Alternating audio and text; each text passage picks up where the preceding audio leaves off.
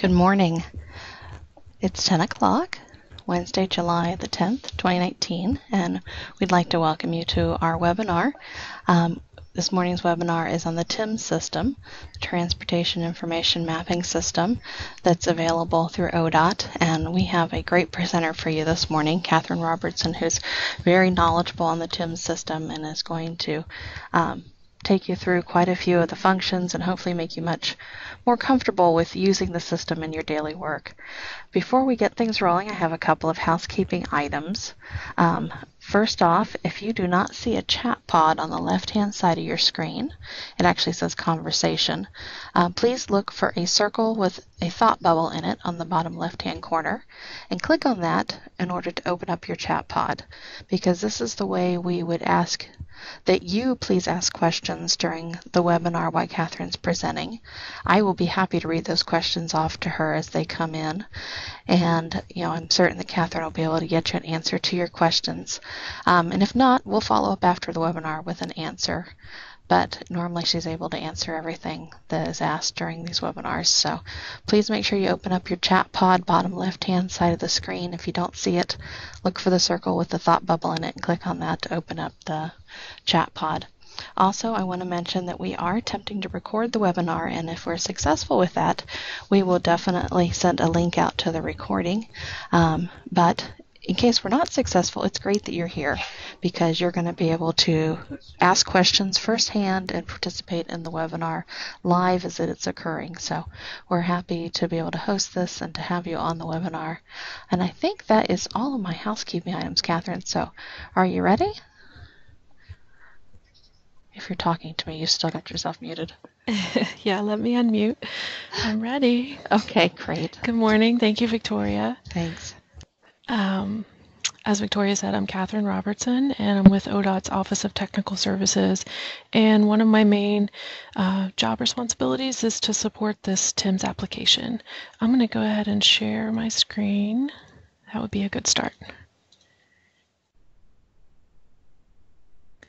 Okay, so hopefully everyone is seeing the TIMS homepage right now. And I do a lot of in-person trainings for the TIMS application, and so I get to ask people and get a feel for who has used TIMS, who uses it regularly, and who's brand new to the application. I'm going to assume today that a lot of people are somewhat familiar with TIMS, so I'll just briefly go over some starting points about how to access the site and point out a few things on the homepage and just a general explanation of the parts of TIMS. And then I want to dive into some scenarios, and today I want to talk about a couple of different ways that you can use the tools within TIMS to find project information that you're looking for. So let's get started by accessing. How do you access TIMS? Well, it's a web application, and I'm viewing the URL right now. So if you've gone there at some point, you can just bookmark the URL. I'm going to click on the Zephyr icon in the top right corner of the page because I know that will get me to ODOT's external homepage. And throughout the training today, I'm going to do a lot of that right-click show in another tab just to try to keep myself organized. So here's what our external homepage looks like. And if you scroll about halfway down, you'll see a section for maps and references. And there's a link to the TIMS application right there. You can also search for TIMS, say from Google. Just search ODOT TIMS, and it should be the first thing that comes up.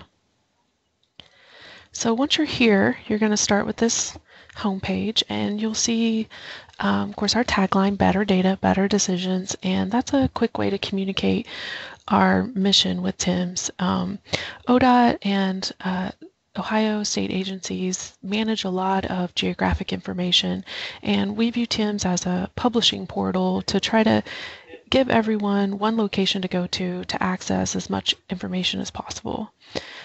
So we bring in ODOT information data sets like our project information for all the construction happening on the roadways, assets that are associated to those roadways, and then we try to bring in reference information from some other state agencies that we think will be helpful.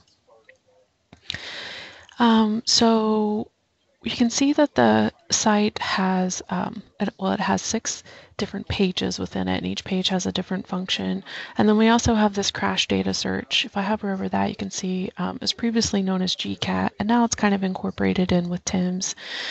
But here at ODOT, we treat GCAT as a separate application, so we won't look at that today. There are webinars and LTAP training scheduled just for this crash data search. We get the crash data from another state agency, and then of course we do a lot of analysis with that data, and we know it's important for other folks too. So we have a lot more tools inside of this page specific just to that data.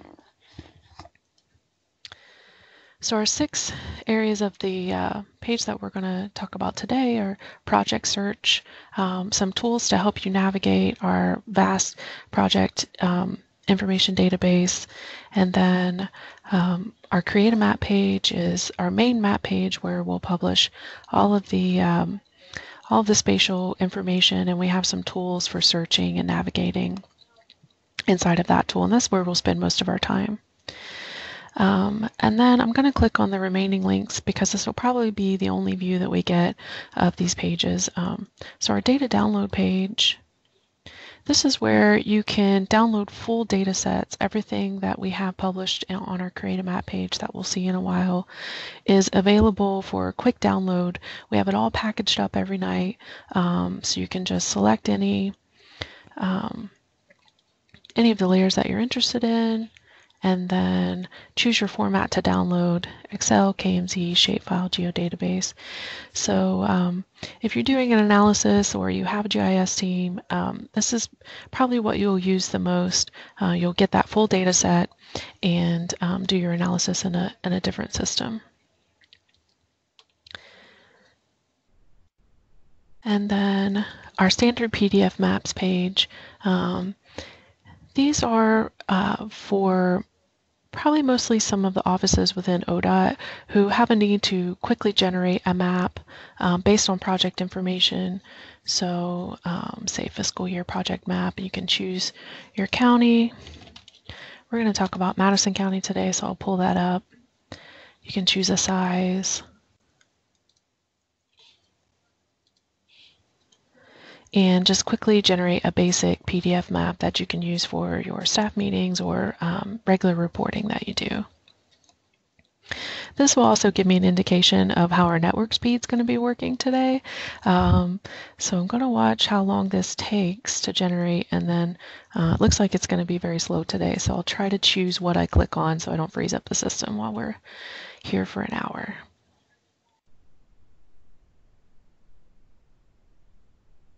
While you're waiting on that, Catherine, I just want to mention that I did put information about the GCAT webinar that's going to be happening later this month in the chat pod in case anybody was interested in registering for that. That's great, thanks. Okay, thanks. Yeah. I think that those 2 webinars really go well together because the sites look the same and the behavior is kind of the same, so they really complement each other. And I'm not going to wait on this any longer. If anyone has a specific interest in generating PDF maps, they can ask and we can try again later. I'm going to click this TIMS icon and come right back to the home page. So this title bar will be always at the top of the page while you're at TIMS, and the TIMS logo will get you back to this start page. So then our map viewers page, you can see that we have the create a map link here, and that's an indication of what this page is all about. They're customized map viewers that we've made by request for different offices within ODOT. They have a certain workflow and they want to see the data in a certain way, but all of those are available to the public as well. This is all public information.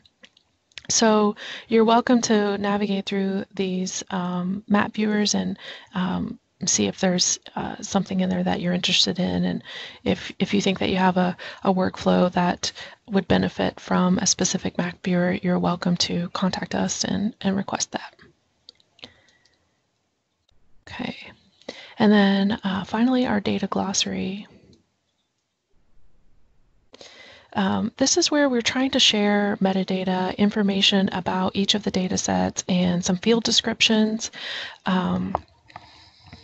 We recently did a survey, adjust my headset, sorry, to get user feedback as we prepare to do our next generation of TIMS updates. And I think that this metadata was maybe most commented on. So we're hoping in our next life that we'll have a much easier way to navigate all of this information. But right now we do still have our data glossary. And so from here, you can see a list of all of the data sets that are available. You can filter that list. So today we're going to look at our Ellis tables, if you spell it right. And if you pick a data set, you'll get a list of all of the fields that are in that data set and hopefully a meaningful description. Of course, right now I'm only viewing 10 records. As you can see here, you can switch that to see what you're viewing at the same time. And this can be exported as a spreadsheet by clicking the export button. So we've chosen this data set, and if I want to get a brief description, I can just hover over this question mark for any of the fields. It's the same information for the data set for each of these fields. It's just repeated. And you'll get a brief description, transportation infrastructure projects along road segments. And most importantly, you'll see how often this data is updated. Our project information is going to be pulled from our Ellis system nightly. So you'll see that it's, or daily, you'll see that it's on a daily cycle. And to confirm that, it was refreshed with yesterday's date, so last night.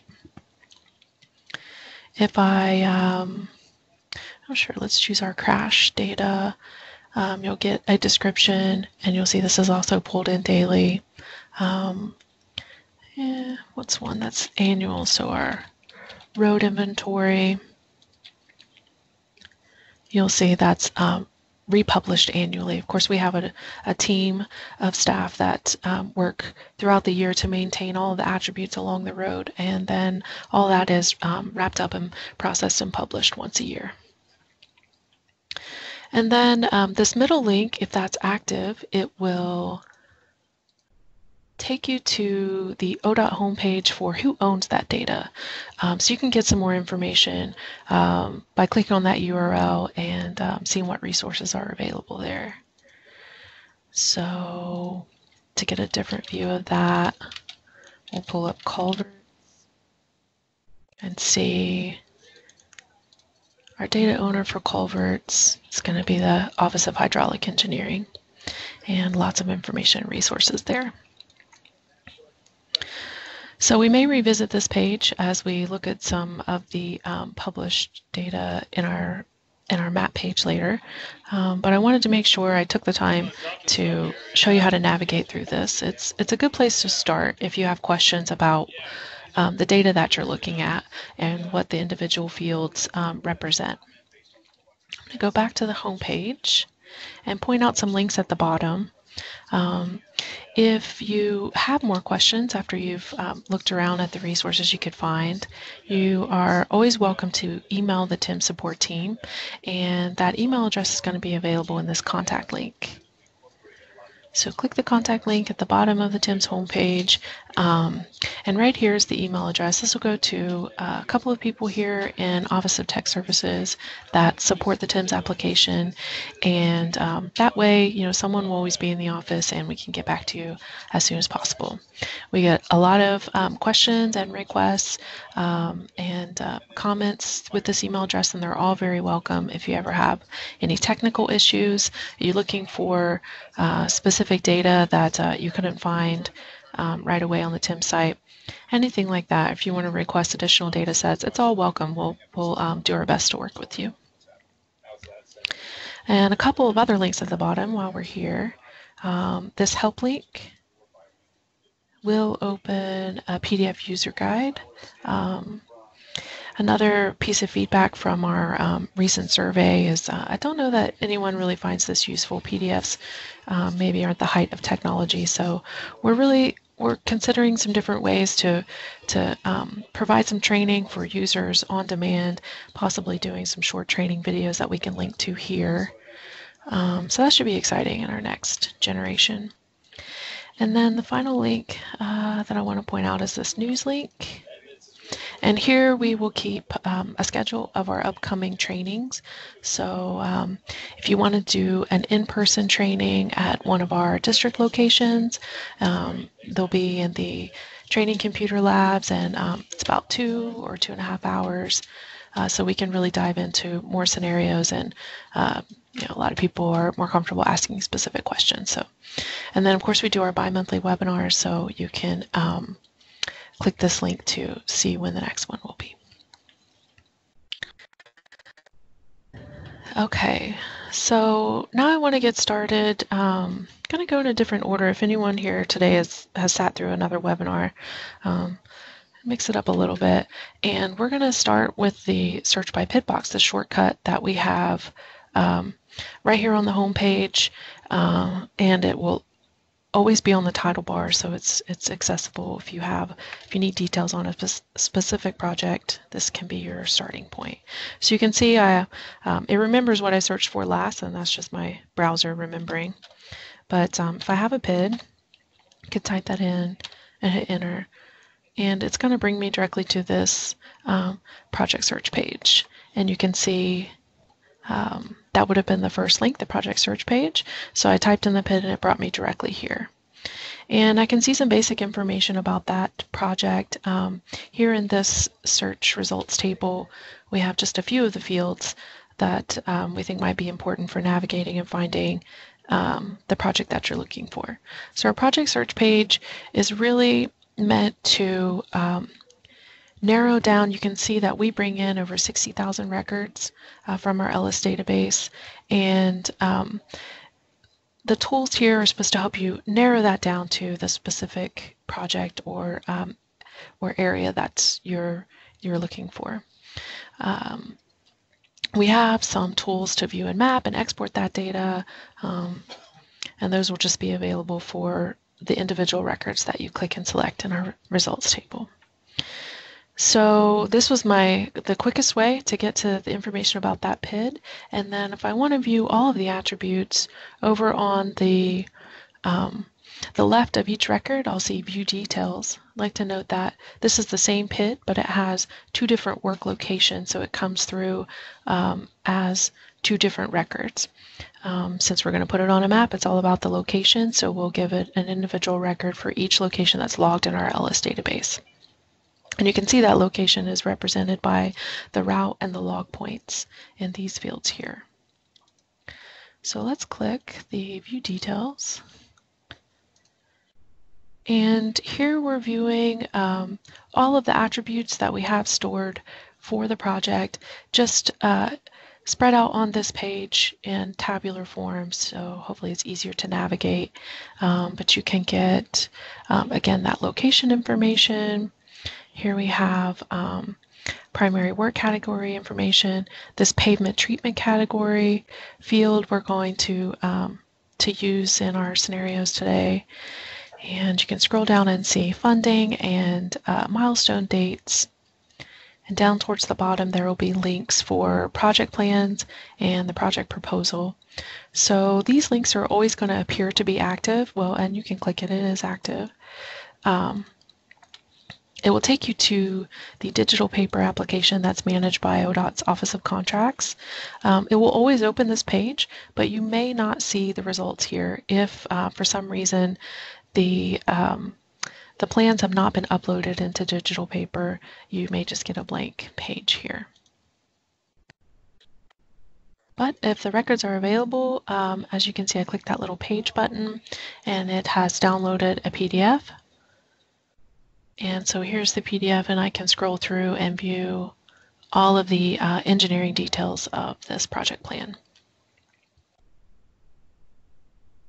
So linking to digital paper and the project plans is one of the ways that I'll highlight today on how you can link to other systems through TIMS. And that's maybe one of the most useful ones. So from this page, also you can use this View in Ellis button. This will open Ellis Proj. It's not our full project database. It's a web interface kind of pared down, but it gives you more tools for searching through the Ellis data as it's managed in that database. And then this final link is the View a Map page, and we'll go ahead and click it now. So it's going to take those two, it's going to take that one project that we were looking at the details on that project information page, and it's going to send it to our map. It's mapped along the roadway based on that route number and the beginning and end log points. And you'll see that it's created this temporary result layer. And I won't spend too much time going through what else we see on this page because we're going to start from scratch and go through all of the options on this page. But you'll see that I have that record. It's that same record, all that same information that I was viewing on the project information page. It's just here in spreadsheet format. Again, those links are still available. So we can close that and go back to our project search page. And let's, I want to clear this out, and I could probably just do that. I want to show you how it will look if you went from our home page to project search. And I'll show you how we can find that same project. Instead of using the search by PID, we can use the tools here on the project search page. So you'll see when I first opened it, it's loaded up all 62,000 records. And again, I have that limited to just view 5 records at a time. I could change that, or I can just navigate through the pages. So we know that our project is in Madison County, so we're going to start with that filter. And you'll see throughout the site there are going to be pick lists that you can just scroll through and pick what you're looking for, or you can always start typing to filter those lists. So you'll see that it's automatically filtered all of my projects to those recorded in Madison County. If you are looking specifically for the work location county, you can switch your search with these buttons up here. But you'll note that did clear. And so from here, if I wanted to, what I'm viewing right now is all of the projects in Ellis that we brought through to TIMS, which means that they have to have committed funding and a valid work location. There's a paragraph at the top that tries to explain what projects are brought through. And the projects will go all the way back to 2003. So everything that we have recorded in Ellis since 2003 for Madison County, that's 332 entries. We can narrow that down even more to see what's happening this year. So I'm going to use the calendar year filters and just pick a year. And you'll see that automatically filters. So for this year, I have 7 project entries. And I can navigate my results table. I can sort on any of the fields by clicking the column header. So I'm sorting on the route, and I want to note that we store all of our route numbers as 5 characters, and so we'll pad it with zeros. So for US Route 42, it'll be 00042. And knowing that information, you can use this search box if I wanted to narrow down any more. Just clear that out to bring it back. I can sort on my primary work category and get an idea of what type of work is going on.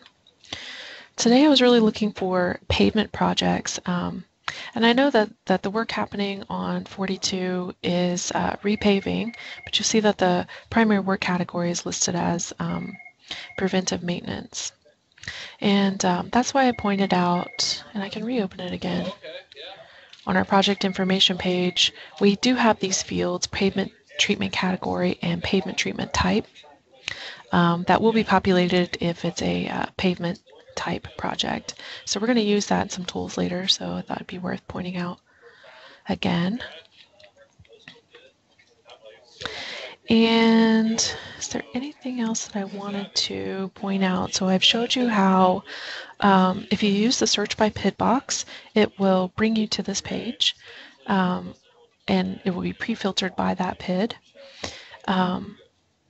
If you come straight to this page, you can narrow down all of the projects by picking a location or a year. Maybe just one more way to show you that you could have navigated that is narrow it down by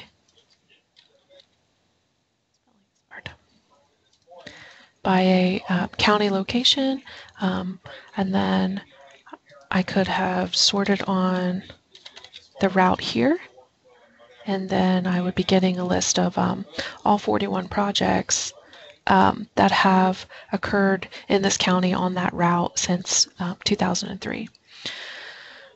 So from here, I could sort through, look for a specific type of project. I could select records. You just click to select each record, and that will activate the View a Map button. That would send us to the Create a Map page, or I could export those records as a spreadsheet or a GIS file. Okay. So to be a little repetitive and get back to those 2 projects of interest, I'm going to select both records and click View and Map. And here we are in our Create a Map page. And again, this is the second time you're seeing this, so I'll note again that it has generated this results layer, and it has put those records here in the results table.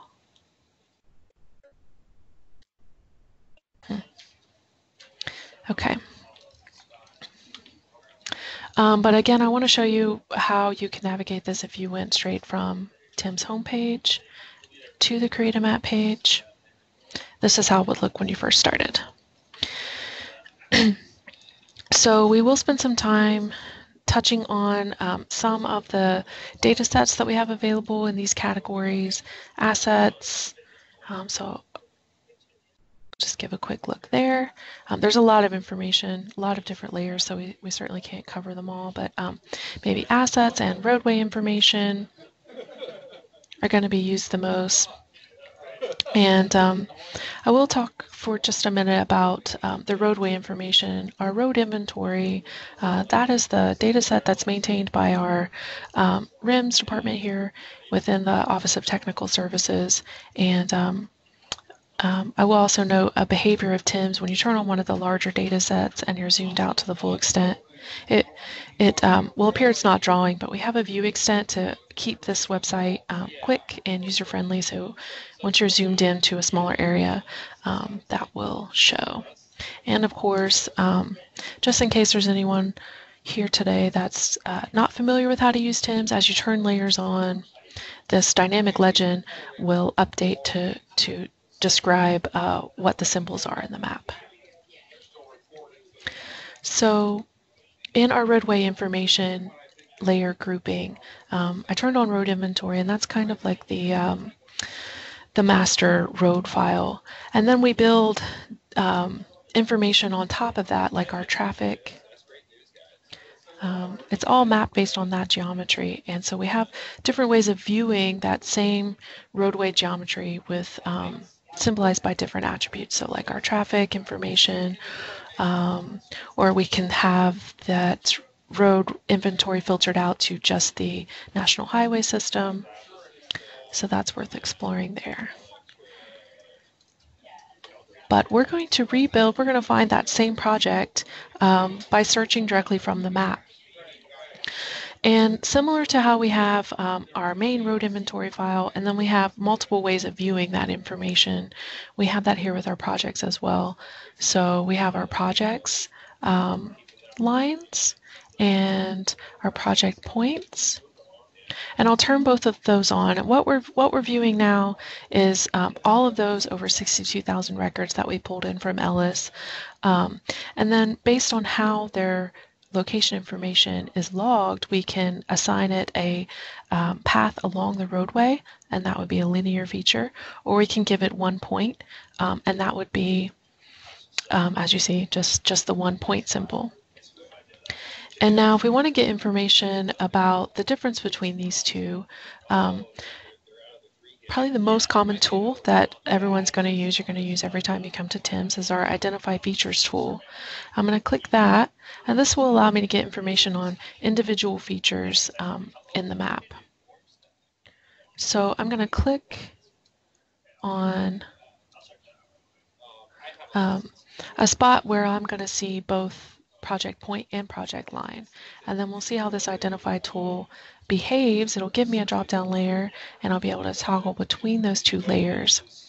And then if it's returned multiple features, which of course it will, because remember this is our full database, so all of the projects that are logged for this section of roadway back to 2003, I can toggle through those records. But I want to touch on the difference between the points and the lines, hopefully give a little more clarity there.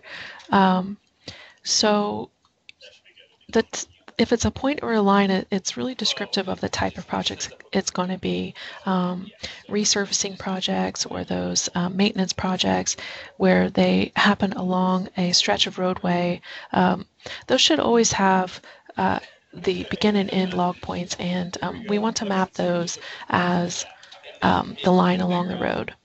But then our point layers, those are most often going to be associated with a bridge or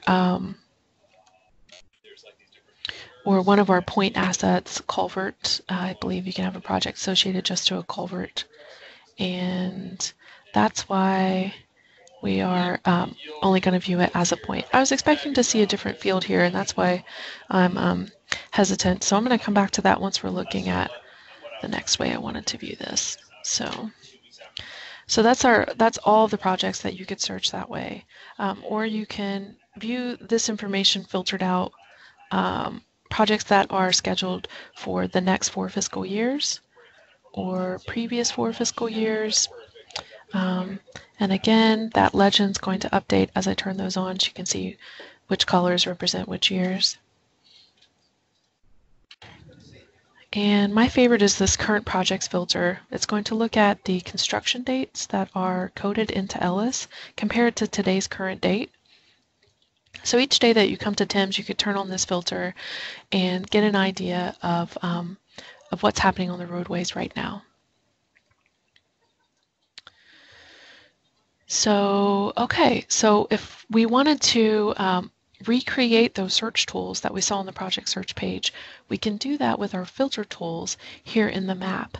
And we'll start with the full data set. We know we're looking for pavement related projects, so we really only need to consider the all projects linear layer right now. And I'm going to turn it on, and I'm going to go to the funnel icon on the menu bar.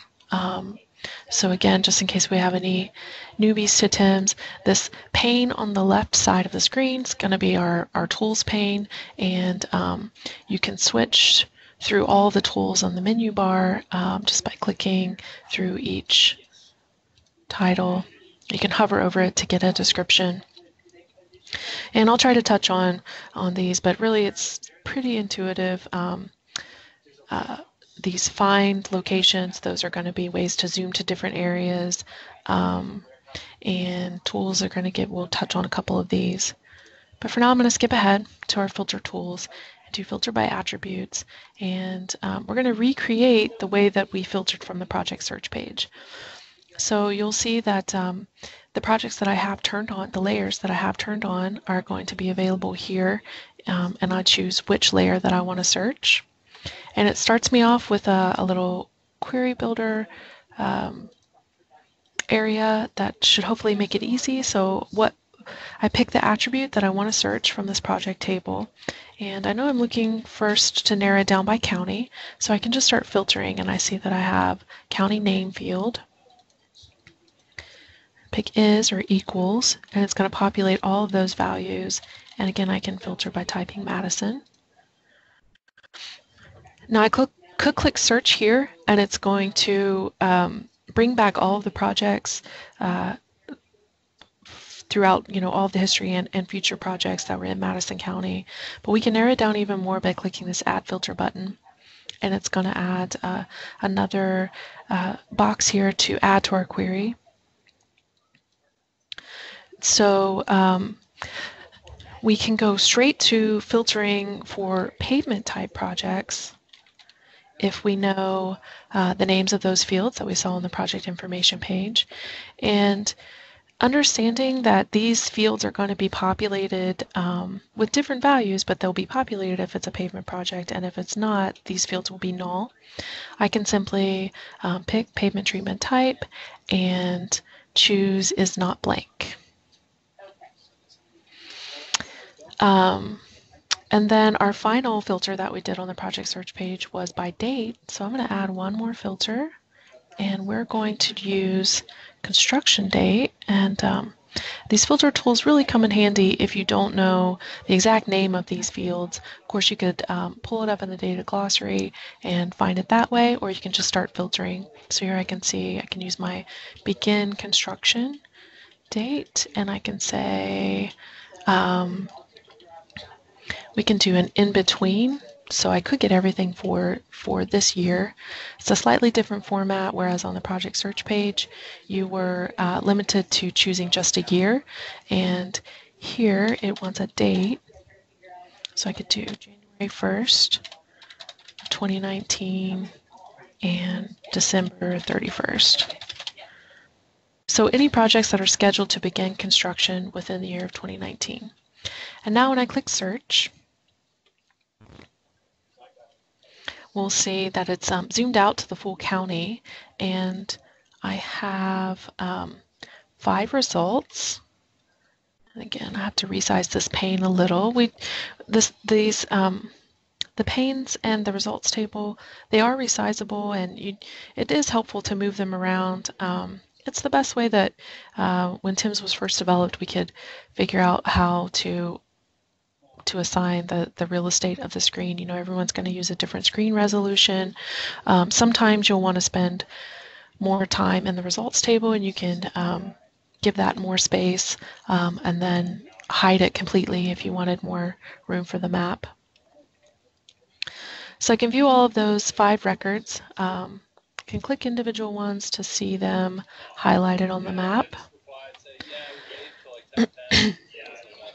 But I can see that I also have my full data set also still on in the map. So usually when you've done an attribute filter, you'll want to go back and turn off the full layer, and that way you're just viewing those records of interest that you've filtered out. And again, it's generated a results layer just as it did when we did view in map from the project search page. And the functionality of the results table here is very similar. We have that search box that we could use, again, knowing that we have always 5 characters for our roads. We can narrow it down to those 2 records. Any of the records you have in the results table, you can export. And when you export from here, it's going to automatically do all of the records that you were viewing, whereas on the project search page, you had to click each individual record. And we have some links over here. So if you hover over, it will tell you what the links will do. So this will zoom to one individual feature, or I could zoom to all the records in the results table here. Okay. So we've used these tools. We did a couple of ways to find this area of interest that we're looking for. And now I can zoom into this area, and we can see we can start viewing some of the other attributes that are happening in the area. Let's see. So we can reassign our real estate. We know that we are interested in what's happening along 42, and you can see it breaks in the City of London corporation limits. So from here, I could even turn this project off. It will remain in my results layer if I wanted to turn it back on later. But now that it has me in my area of interest, and say I wanted to look at some of the attributes along the, or the features along the roadway, so I can now expand my assets grouping, and we can start investigating some of the different options here. So first, let's look at culverts. Of course, there are a lot of culverts throughout the state. It's a large data set. So I can turn it on, and I'm viewing everything, but if I want to view only the culverts along this route, how would we narrow that down? So probably your first step again is going to use your Identify Features tool to get familiar with the layer that we're looking at. So I'm going to click over some culvert features, and it's the only layer I have turned on this time, so that's all you'll see in the drop-down. But it did return 2 features, and as I toggle through them in the map, you'll see it shows which one I'm looking at. And I can see that both of these features have an NLF ID assigned, and this one value, our NLF ID, gives me both the route number and the county. So I think that's a pretty good way to filter out our culvert. So I'm going to just select that, Control-C to copy that value. And now I can build another attribute query. So I'm going to choose that again for my funnel, filter by attributes. And again, it's the only layer turned on, so that's the one I'm going to search. And I can find that NLF ID field.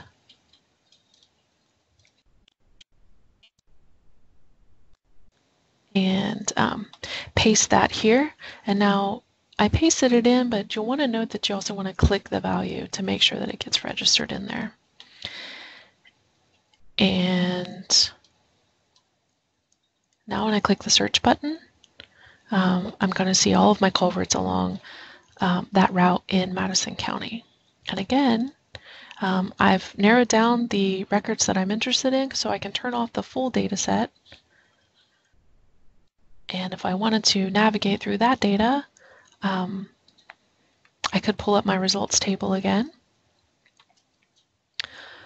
Culverts is one of our data sets that has a lot of fields. So I was hoping to use this as an example for how you can minimize the fields that you view here in this table. Since we already know the network might be a little slow, I'll just show you how I would have done it so it doesn't freeze up our screen. But I use the Show Hide Columns button. It will open this window where I can choose Toggle All, and it will automatically turn off all of the fields. And then I could have reselected what I was most interested in, say my NLF ID. General Appraisal I know is way down here, field 80. So we're going to use that General Appraisal field to narrow down which culverts we're looking at as well. So I'll point that out. So don't get dizzy as I scroll over quickly, and we'll just find that field because I wanted to show you how you can sort on that information. It always works so great when I'm just practicing before I talk to you guys. So just as an example, you can sort on any of the fields, and then we could select individual records like that. But what we're going to do is add on to our filter and narrow down what we have in this list by that general appraisal. So let's talk about our results layers again. We have 2 now. We have our original. It doesn't give them the smartest names because, again, TIMS is meant to be a generic tool for accessing all of this information. So each of the tools has to work with dozens of different data sets. But you can switch back and forth between them. So right now I know that my last query was on the culvert database, and it's turned on. And the most recent query that you did is always going to be to the top and to the left. So I can switch my results table view back to when we were looking at projects, and toggle back and forth like that. But we want to note that our culverts query is filtered by attributes results too, because we're going to use this as our input layer now. When we go back to filter data and choose filter by attributes, and you'll see that that is the only one that we have turned on, so we'll choose that one. Now we can easily find that general appraisal field just by starting to filter. So I want to find, are there any culverts along this roadway where there's current construction happening that have a low appraisal rating that maybe need to be considered while we have crews on the road? So I'm going to choose less than, and we'll say 5, and we'll see if we get any results. And it found one record. So we were able to use TIMS to find the location of the project that we were interested in, and then pull up assets around that project, and then filter those down even further. So now we have the location of a culvert that we can work with the crews out in the field right now to maybe go inspect that culvert or whatever needs to be done. So hopefully that showed you guys a few different ways of finding the same thing. The more that you work with TIMS, you may come up with your own workflows to get to the same set of data. And let's see if we can spend some more time on the different layers that are available in that area. So I'm going to turn off both of these filter results. But again, see, it created a new one. That's just my one record, which is a subset of the previous one I had done, which was all the culverts along that roadway. We have the tool here to remove them from this results layer, but I find that maybe it's a browser setting or something, but they show back up if you flip around. So you can just ignore that for now, but if that bothers you, you can always just reset your page or click the create a map link to start fresh. Which actually is a good segue into starting to highlight some of the other tools. Underneath our gear tool, we have the option to measure, and just like you would do with Google Maps, it gives you the tools to click along a roadway or draw a polygon and get the measurements for that. Draws if you want to draw a note and then maybe print that on a PDF. It's pretty limited. But bookmark, if we wanted to do, if we knew we were going to come back to this area of interest for a while, we could save it here in TIMS bookmarks. Of course, you can bookmark TIMS to your browser to the map page, but it will, each time you go to that bookmark, it will start at the full extent, and none of the layers will be turned on. But within this tool, we can save a specific location, and it will always be available here. So if I did refresh my system, I could come back under Tools, Bookmark, and zoom right back into this location. And then also under Tools, we have these two links that are really helpful. ODOT PathWeb will link you to our PathWeb system, where we have the vans that drive the state on a 2-year cycle and collect the photographs along the roadway. Our own version of Street View, and they profile the roads with a laser that you can see. So you activate the tool just by clicking it. It might look like nothing has happened, but now just click over a roadway.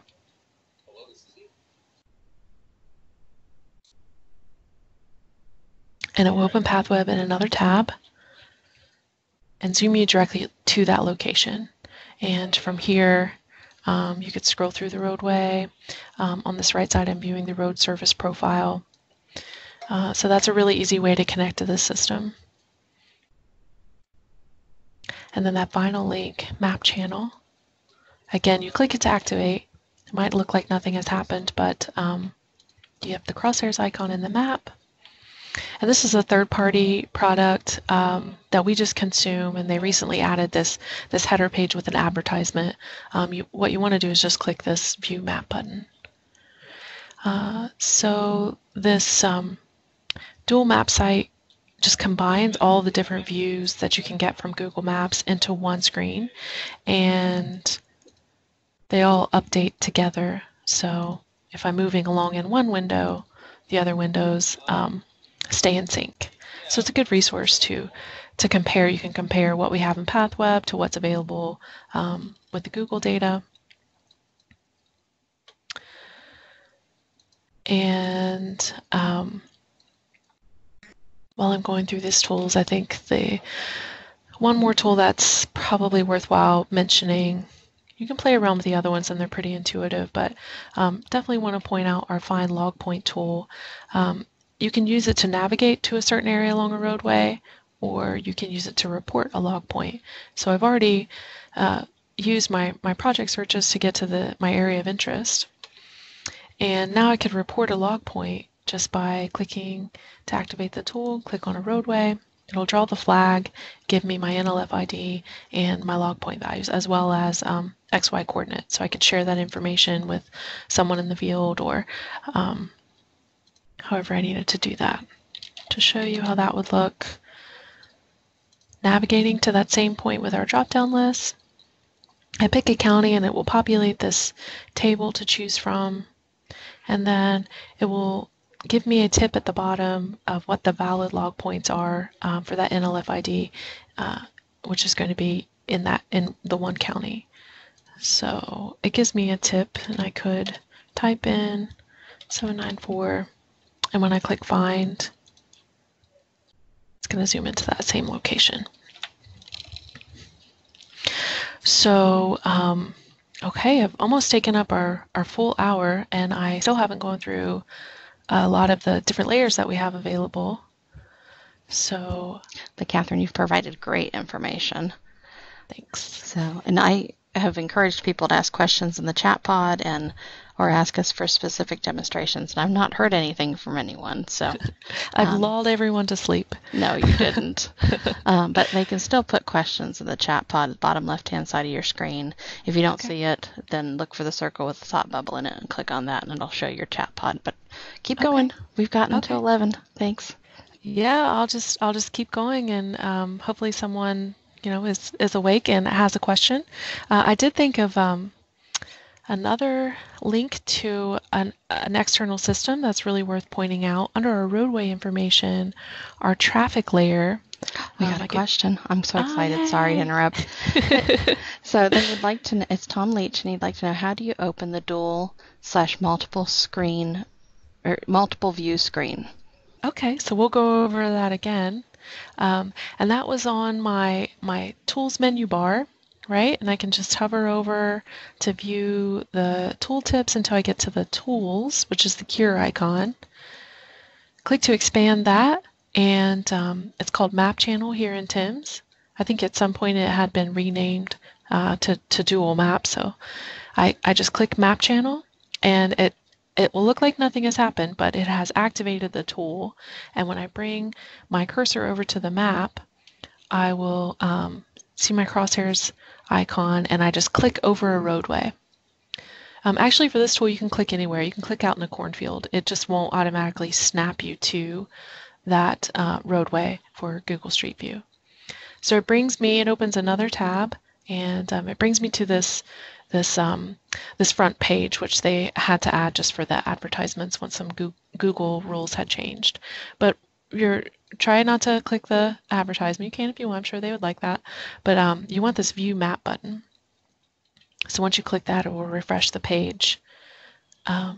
Zoomed into the area, and you can see I clicked slightly off the roadway, but it was close enough that it snapped my little navigation tool to the roadway. Okay, so hopefully you caught it all that time. He said, awesome, thank you. So he must have. Okay, good. So back to our layers, and I turned on traffic. And again, our legend will show that it's symbolized by the traffic counts. Of course, AADT is average annual daily traffic. And I can use my identify tool to pull up those records. And just in case it wasn't clear, what I'm viewing in the identify results is the same as what I would view in the results table if I had done a query. It's just listed instead of transposed long way like spreadsheet format. So I know that it has all my attribute information. I can scroll down and you'll see that there's a URL for traffic reports. And I can click that and it will open our MS2 traffic software. So if you're someone that uses traffic data and uses this tool a lot, you'll probably know a lot more than me about navigating, but it will take you directly to the record for that roadway that you had clicked on. So another really easy way to start from TIMS and then connect to other systems to get even more information. Okay, let's see some other, our PCR layers are pavement condition ratings.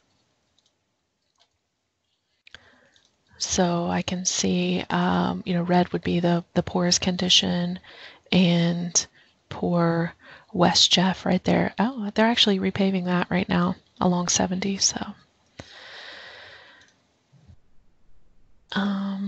What else do we have?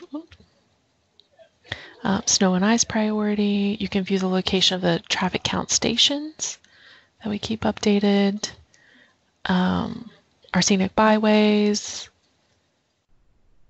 And again, it's really best in TIMS if you're limiting the number of layers that you have turned on at a time, just so it's clear what you're looking at. Scenic byways has a label enabled. Active bike routes. Okay, let's see. Our safety layers. We do have a subset of that crash data that you can access through GCAT. We bring in just a pared down version for the previous 3 years. We need to get 2018 in here.